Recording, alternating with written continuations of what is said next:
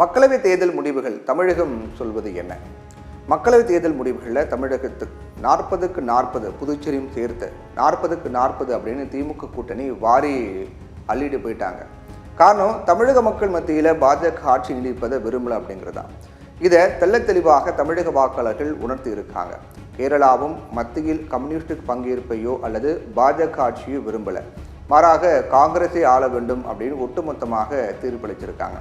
தமிழகமும் கேரளாவும் ஒன்றுபட்டு பாஜக மத்தியில் ஆட்சி அமைக்கக்கூடாது அப்படின்னு திட்டவட்டமாக சொல்லிட்டாங்க.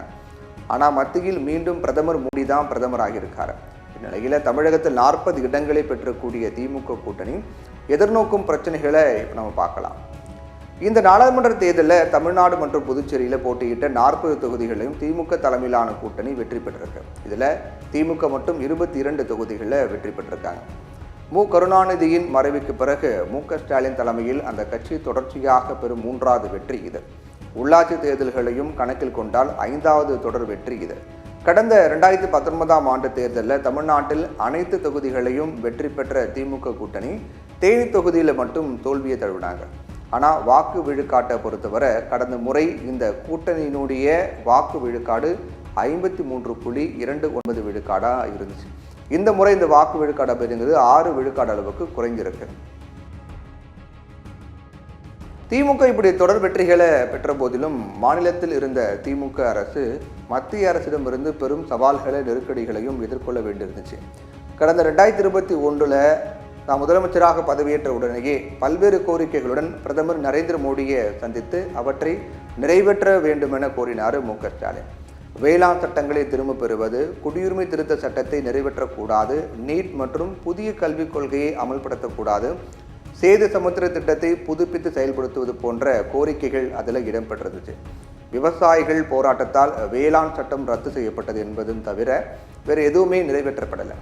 பாஜக தனிப்பெரும்பான்மை பெறாத நிலையில் ஒரு வழக்கமான அரசியல் பார்வையில் பார்த்தா தமிழ்நாட்டில் மட்டுமல்ல இந்தியா முழுவதுமே மாநில அரசுகளுக்கு அளித்து வந்த குடைச்சல் குறையும் என்று தான் எதிர்பார்க்க முடியும். ஒரு கூட்டணி அரசு இருக்கும்போது பழைய மாதிரியே மாநில அரசுகளை நடத்த முடியாது.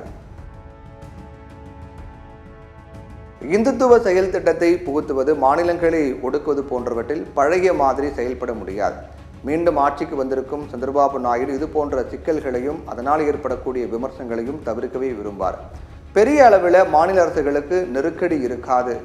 இங்கே தான் ஒன்று நாம் நினைவில் கொள்ள வேண்டும். அதாவது இத்தகைய நெருக்கடிகள் இருக்காது என்கிற போதிலும் இத்தகைய நெருக்கடிகள் அதிகரிக்கவும் மறுபுறம் வாய்ப்பு இருக்கிறது அப்படிங்கிறதையும் மறந்துவிடக்கூடாது. இந்த நிலையில் மற்ற எந்த கட்சிகளையும் விடவும் அனைத்து எதிர்க்கட்சிகளையும் அரவணைத்து செல்ல வேண்டிய பொறுப்பு திமுகவிற்கே அதிகமாக இருக்குங்கிறத அவங்க நினைவில் கொள்ளணும்.